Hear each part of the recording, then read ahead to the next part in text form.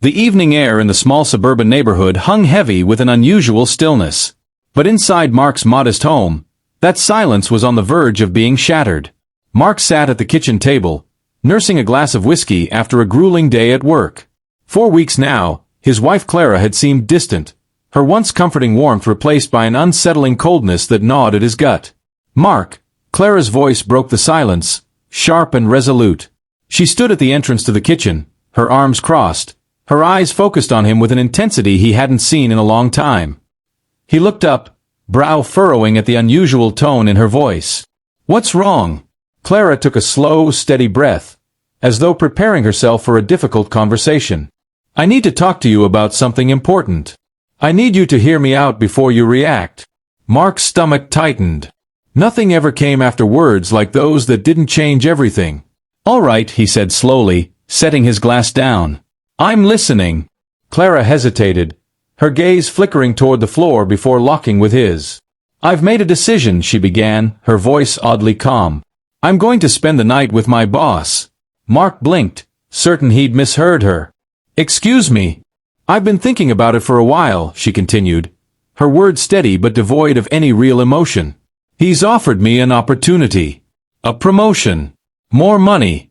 But he's made it clear what I have to do in exchange." Mark's fists clenched involuntarily, his knuckles whitening. "And you're seriously considering it?" Clara didn't flinch. "It's not just about me," she said, her tone sharp. "It's about us, about our future.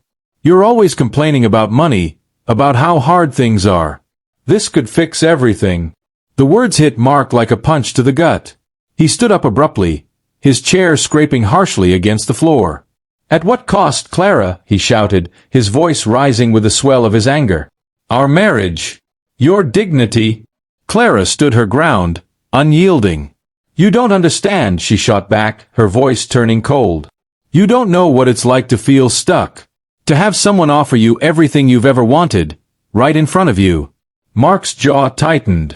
"I understand betrayal just fine," he spat, his voice dripping with disdain. "How long has this been going on?" Clara's gaze shifted, and she didn't answer immediately. "He'll be here soon," she said, her voice low, betraying a flicker of something he couldn't quite grasp. "He's waiting outside in his car." Mark's blood ran cold. "You told him to come here?" he demanded, incredulous. "I didn't want to lie," she said defiantly. "I thought you'd understand." Mark laughed bitterly, shaking his head in disbelief. "Understand? You're about to sleep with your boss, against my wishes, and you think I'll just understand?" Her face reddened, but she didn't back down. "I'm doing this for us," she insisted, turning to head toward the bedroom. "I need to get ready."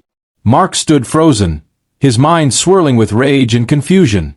She was preparing for the night, as if everything would continue as usual.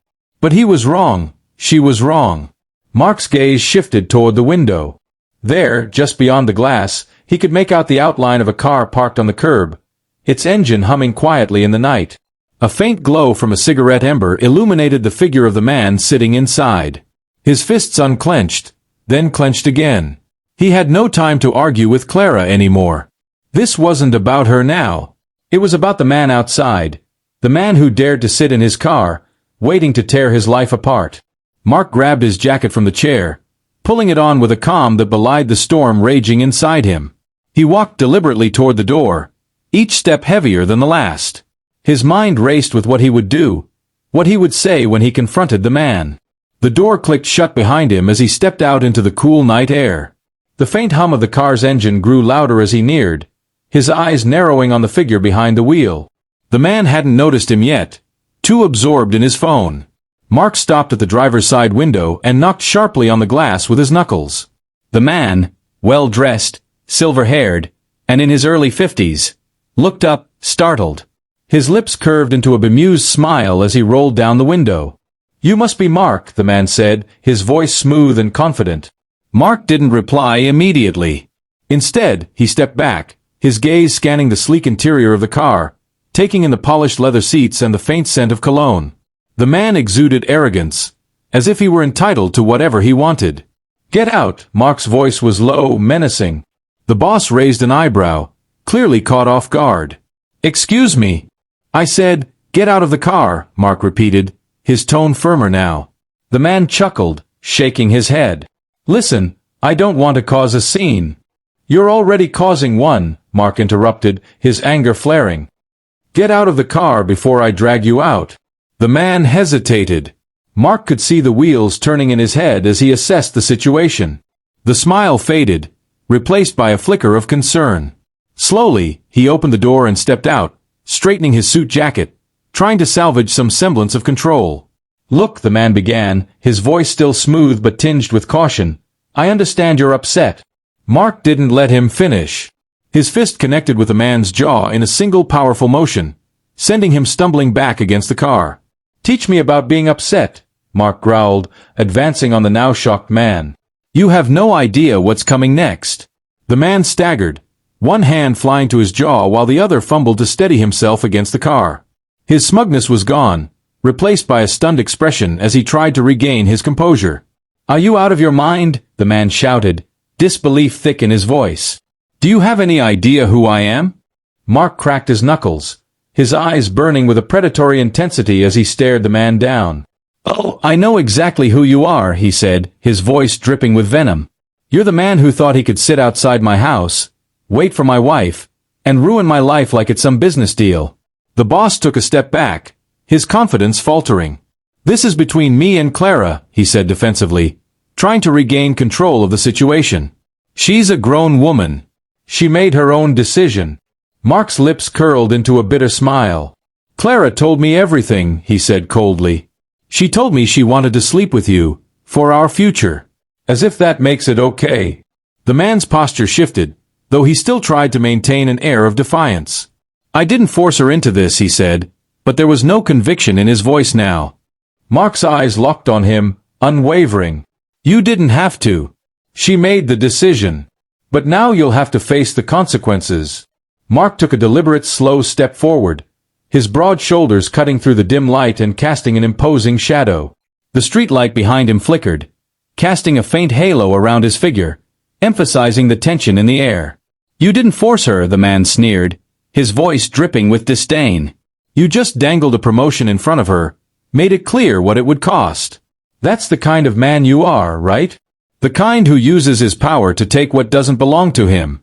The man tried to regain his composure, straightening his suit jacket with a dismissive flick, as though the confrontation was beneath him. This is ridiculous. I'm not going to stand here and argue with you. If Clara wants to leave, that's her choice.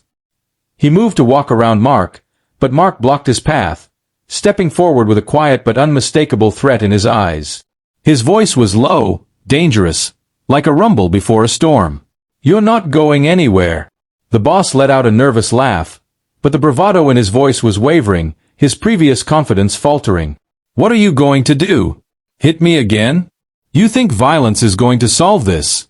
Mark didn't respond with words. Instead, he grabbed the man by the collar, his fingers digging into the fabric of the expensive suit as he slammed him into the side of a sleek, polished car. The metal groaned under the force, and Mark leaned in close, his breath hot against the man's ear, his words a growl. Listen to me. His eyes, dark and unyielding, bored into the man's soul. You don't get to waltz into my life, dangle your money and power like some prize, and take what you want. You think you're untouchable because you've got a corner office, a fancy suit, and a paycheck that makes you feel like a king? Let me make one thing clear. You are not untouchable. The man squirmed, his bravado shattered, now a mere shell of the confident predator he'd once been. All right, I get it. You've made your point, he stammered, the sweat on his forehead betraying his fear. Mark slammed him against the car once more, the sound echoing through the empty street like a thunderclap. Oh, I haven't even started. Behind them, the front door of the house creaked open. Mark's gaze flickered briefly to Clara, standing there in the doorway, her face pale and her arms wrapped around herself in a gesture of both fear and guilt. She took a hesitant step forward, her voice trembling as she called out, Mark, please, just let him go. You're going to get yourself into trouble. Mark's laugh was cold, empty, lacking humor. Trouble, he repeated, his voice laced with icy anger. Trouble is what happens when you betray the man who's been by your side for years. Trouble is what happens when you sell your soul to someone like him and expect me to just accept it. Clara's lip trembled, But she remained silent, her gaze a mixture of sorrow and regret, unable to find the right words to bridge the growing chasm between them. Mark turned back to the man, his grip still unwavering on his collar. "Let me ask you something," he spat, his voice thick with venom. "Are you going to dare to sleep with her now?" The man swallowed hard, his face draining of color. "Look, I'm sorry, okay? This wasn't personal. It was just business," he trailed off, realizing there was no excuse that would satisfy Mark's fury. "Not personal?" Mark's voice rose, sharp and unforgiving.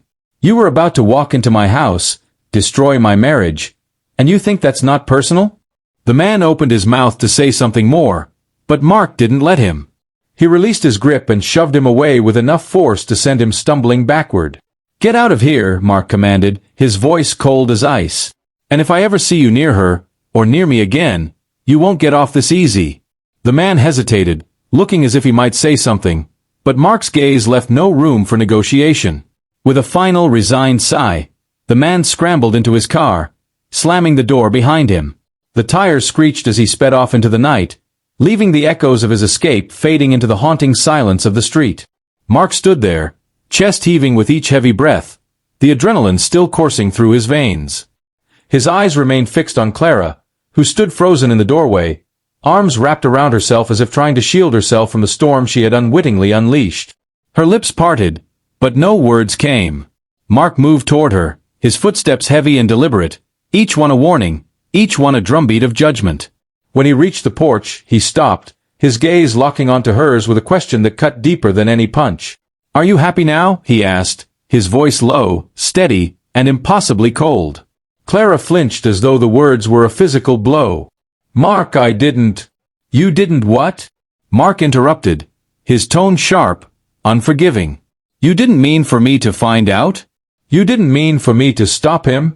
Her eyes filled with a sorrow so deep it seemed to mirror his own, but her silence spoke louder than anything she could have said.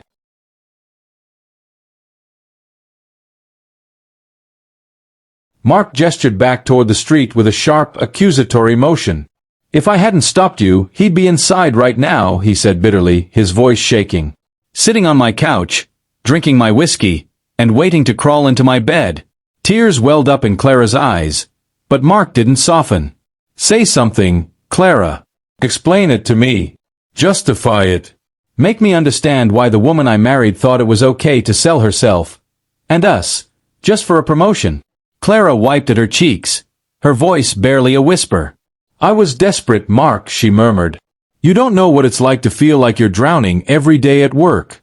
I watch people pass me by, people who don't work half as hard as I do. And then he offered me a way out, a chance to finally get ahead. And the price? The price was my integrity." Mark's words were like ice, a bitter edge in his tone. "The price was your marriage, Clara. Was it worth it?" Clara looked away, her silence speaking volumes. Mark stepped closer, his voice lowering to a dangerous calm. "You know what hurts the most, Clara? It's not just what you were about to do. It's the fact that you told me." His eyes bore into hers. "You told me because you wanted my approval. You wanted me to give you some twisted permission so you wouldn't feel guilty. Well, here's the truth, Clara. I will never approve. And you should feel guilty. You should feel ashamed." Clara's sobs grew harder, her shoulders shaking with the weight of her regret. "I made a mistake," she whispered through her tears. "A terrible mistake, but I didn't go through with it. Can't that mean something?" Mark let out a bitter laugh, stepping back. "You didn't go through with it because I stopped you," he said coldly. "Don't act like you had a change of heart." She reached out for him, but he recoiled. The pain in his eyes was sharper than anything words could convey. "Mark, please," she begged, her voice breaking. "We can fix this. I love you. I was just trying to help us." Mark's voice cracked for the first time, a rawness that he couldn't mask. "Help us," he repeated. "You didn't do this for us, Clara. You did it for you. You wanted the promotion, the money, the power. Don't stand there and pretend you were sacrificing yourself for me." For a long moment, the room was heavy with silence, the weight of their shattered trust hanging between them. Clara's sobs quieted as the reality of everything they'd lost settled in. Finally, Mark spoke again, his voice hollow. "Do you know what I've been doing for the past 3 months? he asked, his gaze fixed on the floor. Clara frowned, unsure of how to respond. Working, Mark replied, his voice thick with emotion. He looked up, his eyes piercing through her. I've been working overtime, double shifts. I've been breaking my back, saving up for something special for you. He paused, swallowing hard. I was going to surprise you with a trip to Paris, the city you've always dreamed of visiting. I wanted to give you something that showed you how much I love you, even when times were tough. Clara's hands flew to her mouth, a sob escaping her. Mark. I didn't know, she whispered. Mark's voice was steady but full of pain. You didn't, because while I was out there sacrificing for us, you were in here plotting how to sleep with your boss. The silence that followed was deafening. Clara collapsed onto the porch steps, her face buried in her hands.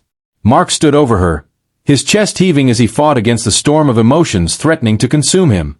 Mark, she whispered, her voice muffled by her hands. Please, give me a chance to fix this. He stood there for a long moment, his expression unreadable. Then, without a word, he turned and walked inside. The door clicked shut behind him, leaving Clara alone in the crushing silence. The next morning, when Clara woke up, she found a single envelope on the kitchen table.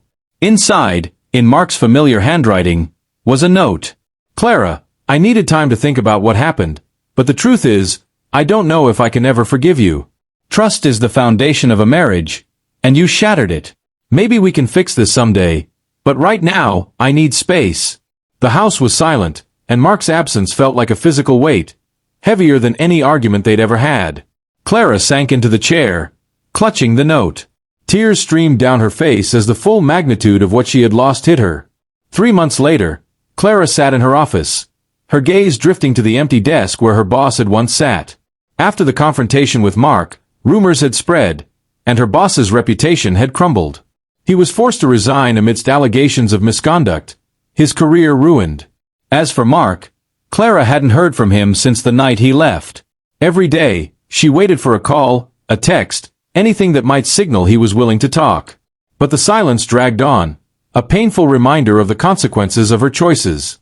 And as she sat there, staring at the empty desk, Clara realized one painful truth with absolute certainty. Some mistakes can never be undone.